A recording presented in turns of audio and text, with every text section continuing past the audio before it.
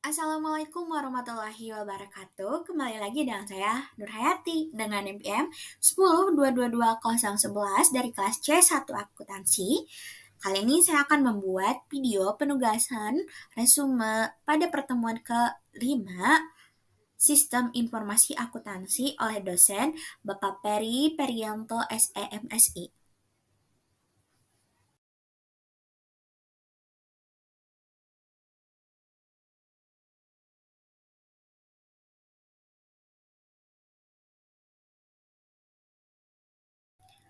Pada pertemuan kali ini membahas mengenai buku besar dan buku besar pembantu. Apa sih itu buku besar? Buku besar atau General Ledger merupakan buku catatan akhir atau Books of Final Entry yang merupakan kumpulan rekening dua neraca, real, dan rekening laba rugi nominal, serta menampung ringkasan data yang sudah diklasifikasi yang berasal dari jurnal. Lalu, sumber data untuk menyusun neraca laporan rugi laba dan laporan perubahan modal. Selanjutnya, apa sih itu buku pembantu? Selanjutnya, pengklasifikasian buku pembantu dalam perusahaan manufaktur. Itu ada buku pembantu persediaan, ada buku pembantu piutang, ada buku pembantu piutang, ada buku pembantu harga pokok produk, ada buku pembantu biaya, dan ada buku pembantu aktiva tetap.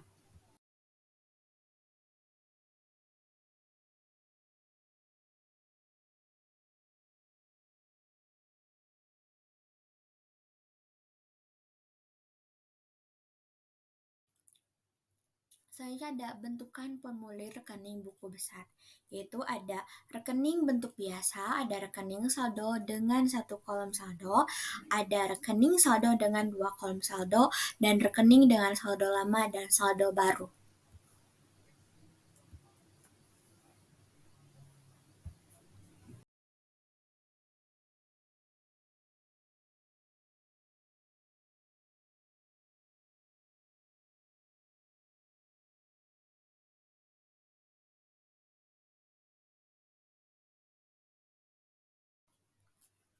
Selanjutnya ada klasifikasi rekening. Klasifikasi rekening dibagi menjadi dua. Pertama ada berdasarkan laporan keuangan, yaitu rekening diklasifikasikan sesuai dengan susunan dalam neraca dan diklasifikasikan sesuai dengan susunan dalam laporan rugi laba.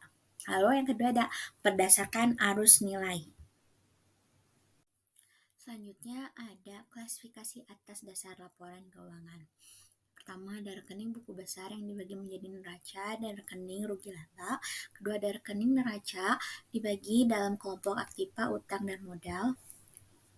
Ketiga ada masing-masing kelompok dibagi dalam golongan, yaitu ada golongan aktiva, aktiva lancar, aktiva tidak berwujud, aktiva berwujud, aktiva lain-lain, dan investasi Japan. Selanjutnya ada rekening rugi laba dibagi dalam kelompok penjualan, HPP, produksi, penjualan, dan administrasi umum.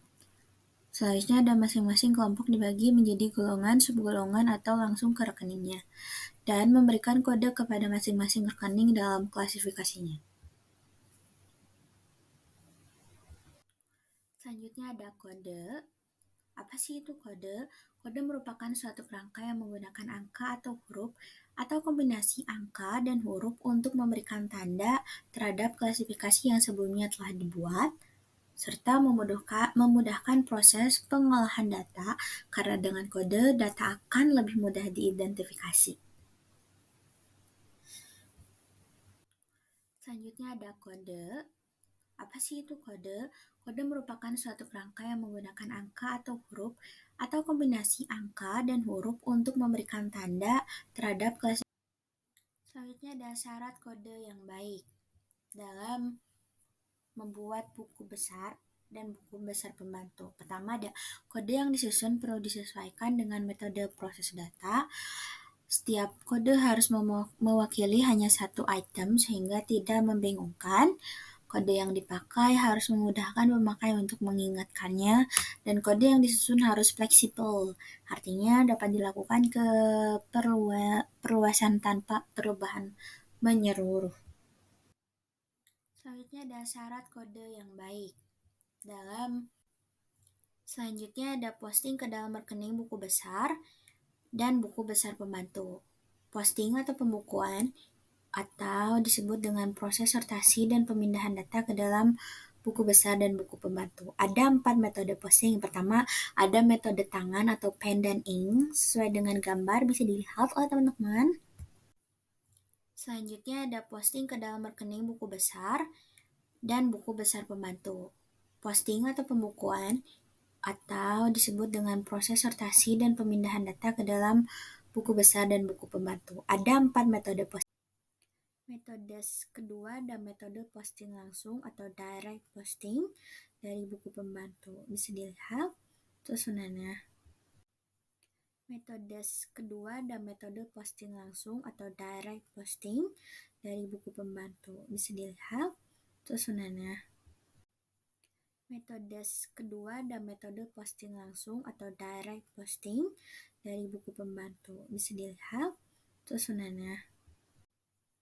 Metode kedua ada metode posting langsung atau direct posting dari buku pembantu. Bisa dilihat. Metode ketiga ada metode posting langsung atau direct posting dari dokumen sumber. Bisa dilihat oleh teman-teman susunan dari metodenya. Metode ketiga ada metode posting langsung atau direct posting dari dokumen sumber. Bisa dilihat oleh teman-teman susunan dari metodenya. Metode ketiga ada metode posting langsung atau direct posting dari dokumen sumber. Metode keempat ada metode tanpa buku pembantu atau ledgerless bookkeeping. Bisa dilihat susunannya. Dan akhir dari metodenya dibuat arsip dokumen yang berfungsi sebagai buku pembantu. Metode keempat ada metode tanpa buku pembantu atau ledgerless bookkeeping. Bisa dilihat susunannya. Dan akhir dari metodenya dibuat arsip dokumen yang berfungsi sebagai buku pembantu. Di sini ada beberapa contoh, yaitu contoh dari buku pembantu, rekening kontrol, dan jurnal yang berkaitan. Bisa dilihat beberapa susunan di dalam isi kolom ini merupakan contoh-contohnya.